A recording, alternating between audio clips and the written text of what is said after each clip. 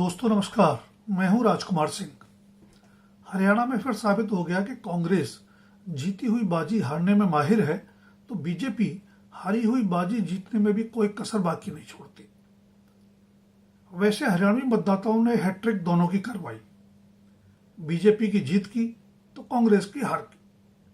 हरियाणा के मतदाता अक्सर तीसरी बार जनादेश लेने गए राजनीतिक दल और नेता को हाशिए पर ही भेजते रहे हैं।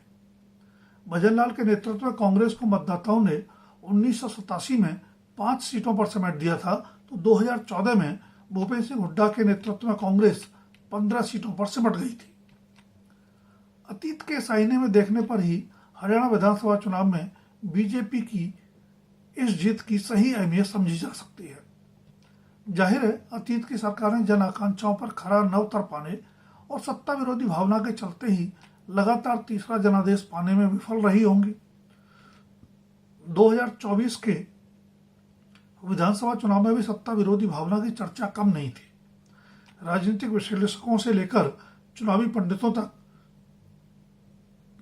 बता रहे थे कि हरियाणा में सत्ता विरोधी भावना इतनी प्रबल और मुखर है कि जनता स्वयं बीजेपी के विरुद्ध चुनाव लड़ रही है और तस्तरी में रखकर कांग्रेस को सत्ता देने को तत्पर है। बेशक पूर्व मुख्यमंत्री मनोहर लाल से लेकर मुख्यमंत्री नायब सिंह सैनी तक अनुकूल जनभावना यानी प्रो इनकम्बेंसी का जवाबी दावा करते रहे, पर उसे चुनावी राजनीतिक बयानबाजी से ज्यादा महत्व नहीं दिया गया। 10 साल के शासन के बाद सत्ता विरोधी भावना अस्वाभाविक भी नहीं, लेकिन उसे सुनियोजित चुनावी रणनीति और प्रबंधन से निष्प्रभावी किया जा सकता है, यह बीजेपी ने साबित कर दिया है। इसी साल मार्च में बीजेपी ने जब लगभग 9.5 साल पुराने मुख्यमंत्री मनोहर लाल की जगह नायब सिंह सैनी को हरियाणा की कमान सौंपी, तो ज्यादातर लोगों ने उसे सत्ता विरोधी भावना को शांत करने की कवायद के रूप में देखा था। संभव है यह सोच भी सत्ता परिवर्तन के मूल में रही हो, पर वो मनोहर लाल के प्रधानमंत्री मोदी के मन से उतर जाने का संकेत तो हरगिज नहीं था, क्योंकि उन्हीं की पसंद के रूप में नायब सिंह सैनी को मुख्यमंत्री बनाया गया और फिर खुद ने करनाल से लोकसभा चुनाव लड़ाकर केंद्र सरकार में पावरफुल कैबिनेट मंत्री भी बनाया गया।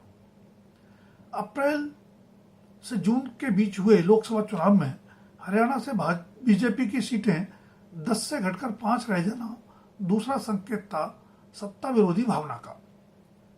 उसी के बाद ज्यादातर राजनीतिक पंडितों ने मान लिया कि अक्टूबर में होने वाले विधानसभा चुनाव में बीजेपी की विदाई और कांग्रेस की सत्ता में वापसी तय है। लेकिन लोकतंत्र में अंतिम निर्णय तो मतदाता ही करते हैं और उनका निर्णय 8 अक्टूबर को मत गणना से सबके सामने आ चुका है। अब जब जनता जनार्दन का जनादेश आ गया है, यह समझना जरूरी है कि आखिर हारी हुई लग रही बाजी बीजेपी कैसे जीत गई और जीती हुई नजर आ रही बाजी कांग्रेस क्यों हार गई। यह पहेली तब और भी अबूझ बन जाती है जब कांग्रेस के पास पूर्व मुख्यमंत्री भूपेंद्र सिंह हुड्डा सरीखा जनाधार वाला चेहरा और किसान, जवान एवं पहलवान की बहुप्रचारित नाराजगी के मुद्दे भी थे। 10 साल के शासन के विरुद्ध स्वाभाविक सत्ता विरोधी भावना तथा किसान आंदोलन, अग्निवीर योजना और महिला पहलवानों के धरना प्रदर्शन से अपने अनुकूल बने माहौल में भी जीती हुई लग रही बाजी हार जाने के सदमे से उबर पाना कांग्रेस के लिए आसान नहीं होगा। ऐसा पहली बार नहीं है जब चुनावी ओपिनियन पोल और एग्जिट पोल औंधे मुंह गिरे हैं। ऐसे चुनावी पंडितों को अपनी कार्य प्रणाली पर गंभीर आत्मविश्लेषण करना चाहिए, जो मतदाता का मन पढ़ने के बजाय हवा का रुख भांपकर अपने कर्तव्य की तस्री कर लेते हैं। यह तो तय है कि 4 महीने पहले हुए लोकसभा चुनाव में बीजेपी अपनी 10 में से 5 सीटें हार गई, पर वोट परसेंटेज और विधानसभा क्षेत्रों में बढ़त के मामले में वह फिर भी कांग्रेस से आगे रही। फिर किस आधार पर निष्कर्ष निकाल लिया गया कि हरियाणा में बदलाव की बयार है और कांग्रेस की आधी चल रही है। दरअसल लोकसभा चुनाव में 0 से 5 पर पहुंचकर कांग्रेस खुद हवा में उड़ने लगी, जबकि बीजेपी अपने पैरों तले से खिसकती जमीन को फिर मजबूत करने में जुट गई और यह काम कई मोर्चों पर किया गया। गंभीरता को भांपकर बीजेपी के साथ ही राष्ट्रीय स्वयंसेवक संघ यानी आरएसएस ने भी कमान संभाली और कार्यकर्ताओं को संदेश दिया कि अभी भी स्थिति नियंत्रण से बाहर नहीं है। विधानसभा चुनाव जीतने के लिए हमें अपने वो वोट परसेंटेज को यथासंभव बढ़ाते हुए विरोधी वोटों में विभाजन की रणनीति बनानी है। कहना नहीं होगा कि कांग्रेस द्वारा आम आदमी पार्टी से गठबंधन से इनकार तथा INLD BSP और JJP ASP गठबंधन इसमें मददगार साबित हुए। सवाल पूछा जाना चाहिए कि कांग्रेस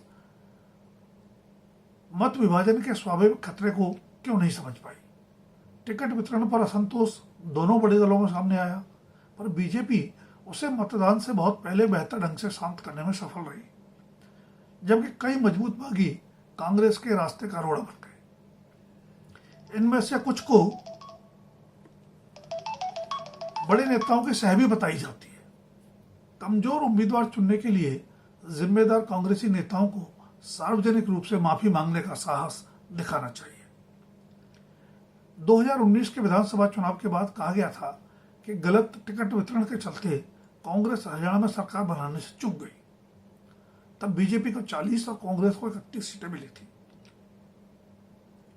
बेशक मुकाबला कड़ा था और नई बनी जननायक जनता पार्टी यानी JJP ने कांग्रेस का खेल बिगाड़ने में निर्णायक भूमिका निभाई थी।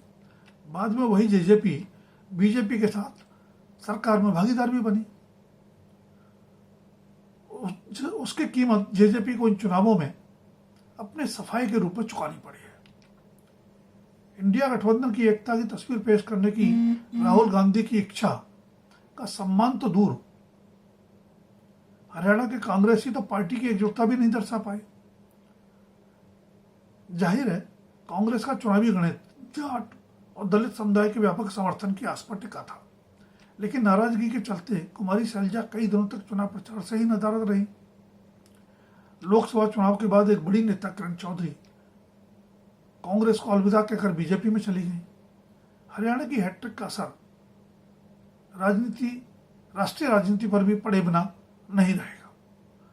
लोकसभा चुनाव में सीटें घटने से लगे सदमे से मोदी की बीजेपी उभरेगी, जबकि पस्त कांग्रेस इंडिया गठबंधन में दबाव महसूस करेगी, जिसका असर महाराष्ट्र, झारखंड और दिल्ली के विधानसभा चुनावों पर साफ नजर आएगा। ध्यान रहे, वोट परसेंटेज और तमाम छोटे दलों और निर्दलीयों को मिले वोटों की संख्या बताती है कि अगर कांग्रेस आम आदमी पार्टी के घटक दलों के साथ गठबंधन कर चुनाव मैदान में उतरती और मजबूत प्रत्याशियों को टिकट दिए गए होते तो चुनावी बाजी शायद पलट भी सकती थी, क्योंकि कांग्रेस और बीजेपी दोनों को मिले वोटों में 1% से भी कम का अंतर है। लेकिन कांग्रेस 37 सीटों पर सिमट गई और बीजेपी 48 सीटें जीत गई। दोस्तों, अगर वीडियो पसंद आए तो लाइक, शेयर और सब्सक्राइब अवश्य करें। धन्यवाद। अभी के लिए इतना ही। जल्द फिर मिलेंगे किसी नए विषय के साथ।